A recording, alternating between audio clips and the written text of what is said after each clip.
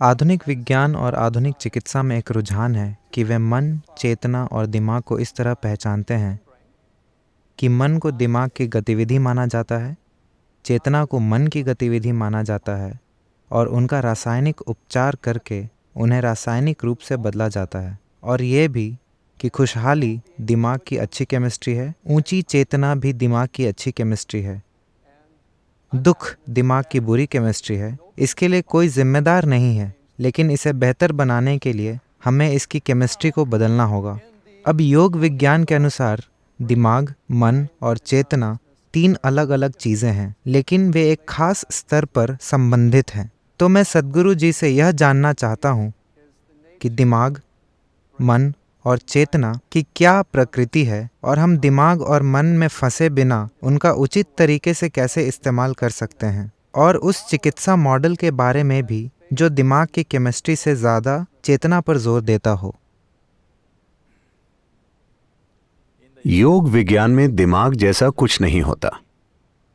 दिमाग सिर्फ शरीर है। जैसे दिल है, जैसे जिगर है, वैसे ही दिमाग है। यह भी बस शरीर है। मुझे लगता है कि दिमाग को बहुत ज्यादा बढ़ा चढ़ाकर इसलिए प्रस्तुत किया जा रहा है क्योंकि जैसा कि मैंने सुबह भी कहा था, हमारी शिक्षा प्रणालियां पूरी तरह से तर्क पर आधारित हो गई हैं।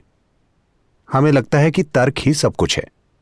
अब मैं इसे बहुत ही कम शब्दों में कहने की कोशिश करूंगा। जब किसी बहुत ही जटिल चीज को कम शब्दों में कहा जाता है तो उसमें कुछ कमियां रह जाती हैं। अगर आपको कमी नजर आए तो मुझे बताना, वरना ठीक है। तो योग विज्ञान के अनुसार मन के 16 हिस्से हैं और ये 16 हिस्से 4 श्रेणियों में आते हैं। पहली है बुद्धि। बुद्धि मतलब तर्क। मैं आपसे पूछता हूं, आपको बुद्धि तेज चाहिए या मंद? आप सब चुनिए, मैं आपको आशीर्वाद देने वाला हूं। आपको तेज चाहिए। तो बुद्धि एक चाकू की तरह है। चाकू का इस्तेमाल चीजों के 2 टुकड़े करने के लिए होता है। यही बुद्धि की प्रकृति है। आप जो भी देंगे वो उसके 2 टुकड़े करेगी। पूरा आधुनिक विज्ञान मनुष्य की बुद्धि से पैदा हुआ है, इसीलिए सारा काम चीर-फाड़ से होता है। अगर आप एक वैज्ञानिक को फूल देंगे तो वो इसके टुकड़े करके देखेंगे। अगर आप इसके टुकड़े करके देखेंगे तो आपको फूल के बारे में कई जानकारियां जरूर मिल जाएंगी, पर आपको उसके बाद फूल नहीं मिलेगा।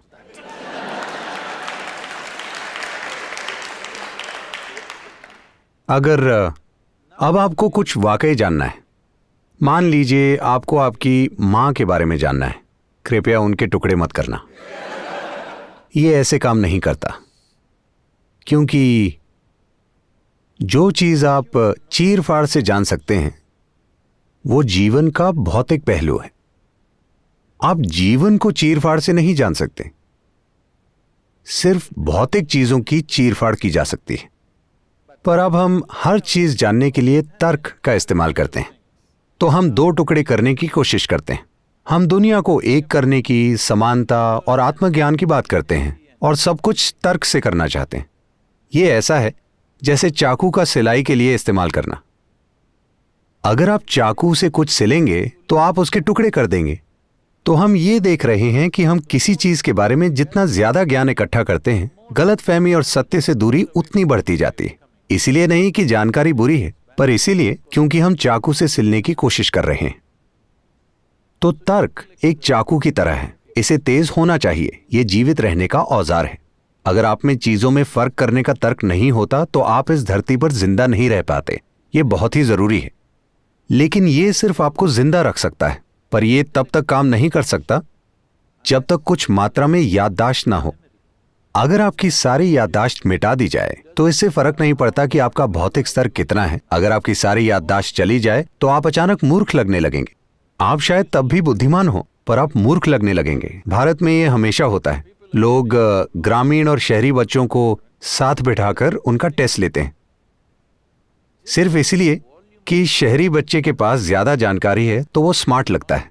गांव का बच्चा मूर्ख लगता है, लेकिन आप उन्हें वास्तविक स्थिति में रखें तो आप देखेंगे कि वो ज्यादा स्मार्ट निकलेंगे, क्योंकि उनकी बुद्धि पूरी तरह से सक्रिय है।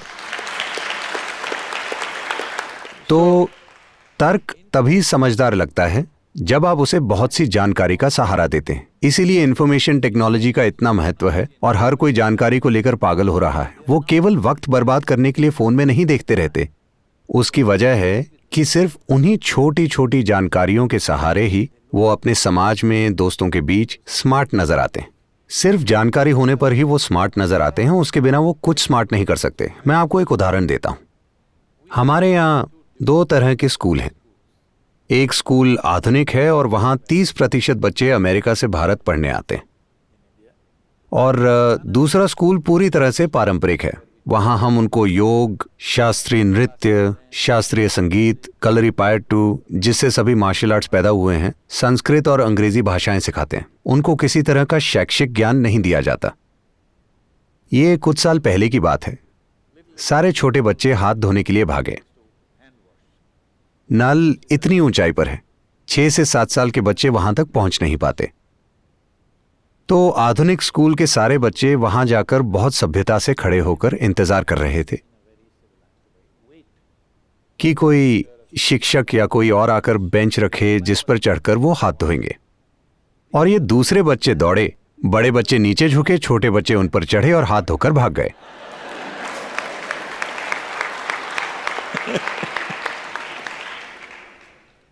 तो आजकल तर्क को बहुत ज्यादा महत्व दिया जाता है और बुद्धि के दूसरे आयामों को बिल्कुल विकसित नहीं किया जाता। तो मन के अगले आयाम को अहंकार कहते हैं, जिसे हमने पूरी तरह से नजरअंदाज कर दिया है। कई लोग अहंकार को ईगो समझते हैं, लेकिन ऐसा नहीं है। अहंकार मतलब पहचान। आपकी पहचान किस आधार पर बनी है? क्योंकि तर्क मुख्य रूप से उस पहचान की रक्षा करने का साधन है जो आपने अपने लिए बनाई है। अगर मैं कहता हूं कि मैं भारतीय हूं, तो अचानक मेरा तर्क मुझ में वैसे विचार पैदा करेगा। मुझ में इसके लिए जीने और मरने की इच्छा होगी। अगर आप बस एक कपड़े का टुकड़ा लोगों को दिखाएं, मेरा मतलब झंडा, तो लोगों की आंखों में आंसू आ जाएंगे। यह सिर्फ एक पहचान है। अगर वो कहीं और रह रहे होते और आप वहां का झंडा दिखाते, तब भी यही होता। भारत और पाकिस्तान में यह आसानी से नजर आता है, क्योंकि ये एक ही देश था, पर अचानक किसी ने रेखा खींच दी और सारी भावनाएं जैसे काम करती हैं वो अद्भुत है, सिर्फ इसलिए क्योंकि आपने इसके या उसके आधार पर अपनी पहचान बनाई है। तो तर्क एक साधन है जो आपकी पहचान की रक्षा करता है। पहचान वो साधन है जिसकी वजह से तर्क एक निश्चित तरीके से काम करता है।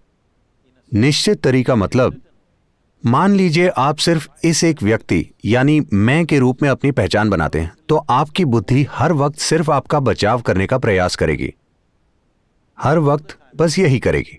अब अगर मैं ये कहूं कि मेरा परिवार मेरी पहचान है, तो आपकी बुद्धि उसका बचाव करने की पूरी कोशिश करेगी। ये समुदाय, जाति, धर्म, देश कुछ भी हो सकता है। हमने जाति, धर्म और देश के नाम पर कितने ऐसे कार्य किए हैं जो बिल्कुल मूर्खतापूर्ण और अमानवीय हैं, लेकिन हम उन्हें बड़े गर्व के साथ करते हैं क्योंकि हमने अपनी पहचान उनके आधार पर बनाई है। यही पहचान की प्रकृति है। अगर उसी समानता को आगे बढ़ाना हो, तो अगर बुद्धि चाकू है, तो जो हाथ उसे पकड़ता है वो पहचान है। आप मुझे बताइए, चाकू के काम करने के लिए यह जरूरी है कि चाकू तेज हो, लेकिन चाकू से विनाश होगा या विकास, ये उस हाथ पर निर्भर करता है जिसने उसे पकड़ा है ना? लेकिन आजकल हमारे समाज में, हमारी दुनिया में हाथ के विकास के लिए कुछ भी नहीं किया जा रहा। हम अपनी छोटी से छोटी पहचानें बनाते जा रहे हैं। इससे हर हाल में अशांति ही होगी, मनुष्य के भीतर भी और बाहर की दुनिया में भी। कोई और रास्ता नहीं है। प्राचीन काल से ही पूर्वी संस्कृतियों में हमेशा ब्रह्मांडीय पहचान की शिक्षा दी जाती है। अहम ब्रह्मास्मि। 12 साल की उम्र में आपको यह पता होना चाहिए, अहम ब्रह्मास्मि, इसका अर्थ है मैं ब्रह्मांड हूं। असीम के आधार पर पहचान बनने से पहले शिक्षा बिल्कुल नहीं दी जानी चाहिए। सिर्फ पहचान स्थापित होने के बाद ही शिक्षा होनी चाहिए, क्योंकि सही तरह की पहचान के बिना शिक्षा विनाशकारी हो जाती है। क्योंकि आपके पास एक सीमित पहचान है। हम चाहे जो कुछ भी कहें, लेकिन मूल रूप से सारे अपराध, सारे बुरे और भयंकर काम जो हम करते हैं, वो सीमित पहचान की वजह से ही हैं, है ना? ये मेरा तरीका है, वो आपका तरीका है, ये मेरा देश है, वो आपका देश है, ये मेरा धर्म है, वो आपका, ऐसा ही होता है। पहचान का विकास किए बिना ही हम चाकू को तेज बना रहे हैं। हमारा हाथ अस्थिर है, पर हम चाकू को तेज बना रहे हैं और याददाश्त से उसे शक्तिशाली बना रहे हैं। तो मन के अगले आयाम को मनस कहते हैं। ये याददाश्त का संग्रह है। यहां याददाश्त के 8 आयाम हैं। इसमें पंच तत्वों की याददाश्त, परमाणु के स्तर पर याददाश्त, विकास संबंधी याददाश्त, कर्मों की याददाश्त, सचेतन की याददाश्त, अचेतन की याददाश्त, स्पष्ट याददाश्त, अस्पष्ट याददाश्त, ऐसी ही याददाश्त की कई सारी अवस्थाएं हैं। जैसे हमने पहले ही चर्चा की थी, इस शरीर में हर उस चीज की याददाश्त है जो इस ग्रह पर हुई है। अगर हम पर्याप्त ध्यान दें तो हम सिर्फ इसे देखकर ही जान सकते हैं कि जीवन का विकास कैसे हुआ है। सिर्फ 150 साल पहले चार्ल्स डार्विन ने इस ग्रह के जीवन का अध्ययन किया और जीवन के विकास के बारे में बताया था। But over 15,000 years ago, Adi Yogi spoke about how life evolved. लेकिन आदि योगी ने 15,000 साल पहले ही इसके बारे में बात की थी। उन्होंने पहले ही कहा था, लगभग हर भारतीय ये जानता है लेकिन सचेत नहीं है, 10 अवतार हैं। आप ये सब काफी पढ़ रहे होंगे। पहला अवतार मछली या पानी के जीव, फिर जल स्थल चर जीव, फिर स्तनधारी जीव, फिर आधा मनुष्य आधा जानवर, फिर बौना मानव, फिर पूर्ण विकसित लेकिन क्रोधी मानव, फिर शांतिपूर्ण मानव, फिर प्रेममय मानव, उसके बाद ध्यानमय मानव और आखिर में दिव्यदर्शी मानव होने की मान्यता है। ये किसी एक आदमी की कहानी नहीं है, ये इस ग्रह के जीवन के विकास की कहानी है। तो 15,000 साल पहले किसी ने ये माइक्रोस्कोप से देखकर नहीं बल्कि अपने भीतर देखकर बताया था, क्योंकि विकास की पूरी कहानी यहां लिखी है। योग विज्ञान इसी पर केंद्रित है कि याददाश्त के अलग अलग आयामों को कैसे सक्रिय करें, क्योंकि अगर आपकी याददाश्त सीमित है तो आप हर हाल में बचकाने काम करेंगे। अगर आपका तर्क बहुत ज्यादा काबिल हो जाता है तो यह बहुत जरूरी है कि आपकी पहचान ब्रह्मांडीय हो, असीमित पहचान हो और आपकी याददाश्त इस तरह से विकसित हो कि उसके सारे आयाम सक्रिय हों। ये तीनों एक निश्चित तरीके से काम करते हैं। कुछ लोगों ने इसे खास तरीकों से विकसित किया है, लेकिन ज्यादातर ये अस्त व्यस्त ही हो रहा है। तर्क बहुत ज्यादा है और बाकी चीजों को बहुत कम महत्व दिया जा रहा है। बुद्धि के चौथे आयाम को चित्त कहते हैं। ये बुद्धि का वो आयाम है जो याददाश्त से प्रभावित नहीं होता। हमें समझना चाहिए कि हम अभी जैसे हैं वो सिर्फ हमारी याददाश्त की वजह से, चाहे वो हमारी त्वचा का रंग हो या हमारी पहचान किस रूप में है, हम पुरुष हैं या स्त्री, सब कुछ याददाश्त तय करती है।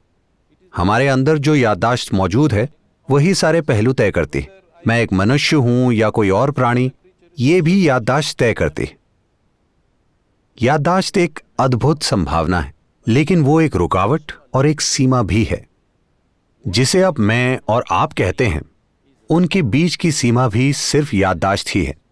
जो मुझे अपने सिस्टम में याद है और जो आपको अपने सिस्टम में याद है, वही सीमा है। तो याददाश्त एक सीमा भी है और जितने भी रूप हुए हैं उनका आधार भी। एक निश्चित याददाश्त है जो कई तरह के ढांचे बनाती है। वो ढांचे फिर भौतिक रूप लेते हैं। हम अभी जिस तरह हैं और जैसा हमने रूप लिया है वो उस बुनियादी याददाश्त की वजह से ही है। ये याददाश्त कभी भ्रमित नहीं हुई। मान लीजिए आप और एक गाय रोज आम खाना शुरू कर दें, तो ऐसा कभी नहीं हुआ कि किसी दिन संयोग से या याददाश्त की भूल से गाय मनुष्य बन गई हो या आप गाय बन गए हो। आप दोनों एक ही तरह का भोजन खाएं, लेकिन ऐसा कभी नहीं होगा, क्योंकि याददाश्त बहुत मजबूती से स्थापित है और ये कई स्तरों पर है। हम याददाश्त के 8 अलग आयामों की बात कर रहे हैं, लेकिन चित्त में कोई याददाश्त नहीं होती। याददाश्त नहीं है तो सीमा भी नहीं है। वो बुद्धि जिसकी कोई सीमा नहीं है। योग संस्कृति में इसे शरारती तरीके से व्यक्त किया गया है। This we say, if you touch your chitta, God will become your slave. हम कहते हैं अगर आप चित्त को स्पर्श कर लें तो ईश्वर आपके गुलाम बन जाएंगे, क्योंकि अगर आपकी बुद्धि असीमित है तो सब कुछ आपकी पहुंच में होगा। ये बहुत महत्वपूर्ण है, क्योंकि आपको समझना चाहिए कि ऐसा पहली बार हुआ है। पहली बार हमारी जीवित रहने की प्रक्रिया इतने बेहतरीन तरीके से व्यवस्थित है। पहली बार मनुष्यों के पास इतना समय है कि वो चीजों पर ध्यान दे सकें, वरना भोजन का प्रबंध करने में ही 24 घंटे लग जाया करते थे। संपन्न समाजों में हम फिर से वही पुरानी चीजें कर रहे हैं। जैसे कि आपने बताया, मोंटाना में किसी को 3 काम करने पड़ते हैं। जब यहां इतनी सारी जमीन है तो आपको भोजन के लिए काम पर जाने की क्या जरूरत है, क्योंकि आपको भोजन वॉलमार्ट से खरीदना है। मेरा मतलब, हमने सारी परिस्थिति को टेढ़ा मेढ़ा कर दिया है। पहली बार जीवन चलाने के लिए, उदाहरण के लिए, आज आप सुपर स्टोर जाएं, जो भी आपकी 1 साल की जरूरत हो वो सारी चीजें खरीद लें और 1 साल तक घर से बाहर ना निकलें। यह संभव है, ऐसा पहले कभी संभव नहीं था। अगर आपको आज सुबह के लिए पानी चाहिए होता था तो आपको नदी या तालाब या कहीं और जाना पड़ता था। लेकिन पहली बार जीवन चलाने की प्रक्रिया इतने अच्छे से व्यवस्थित है कि अब मानवता का वक्त आ गया है। अब वक्त आ गया है कि मनुष्य जीवन के गहरे आयामों को खोजें।